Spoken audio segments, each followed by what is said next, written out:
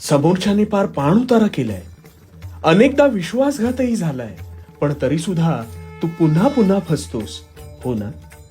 मग आता ह्यावर उपाय शांतपणे ऐक आणि नुसता ऐकू नकोस, तो आचरणात सुद्धा आण. तू फसतोस कारण समोरच्याची शहानिशा न करता तू समोरच्यावर आंधळा विश्वास टाकतोस आणि तुझ्या ह्याच निष्काळजीपणाचा इतर जण फायदा घेतात. पण आता बस, यापुढे तू असं करणार नाहीस. अरे या कलियुगात कुणीही कुणाचं नाही.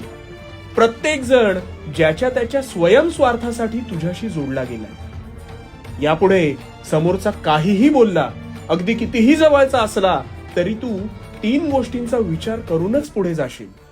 पहिली गोष्ट म्हणजे समोरच्या माणसाचा हा व्यवहार प्रवृत्त करण्यास काय हेतू आहे. दुसरी म्हणजे याआधी त्याने इतरांशी केलेले व्यवहार तात्पर्य काय होते. आणि तिसरी, हा व्यवहार साधून तुझा नेमका हेतू काय. एवढंच कर. उत्तर समोर असतील आणि मग निर्धास्त निर्णय घे. आणि हो,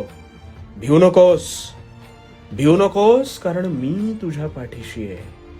भिवू नकोस, मी तुझ्या पाठीशी आहे.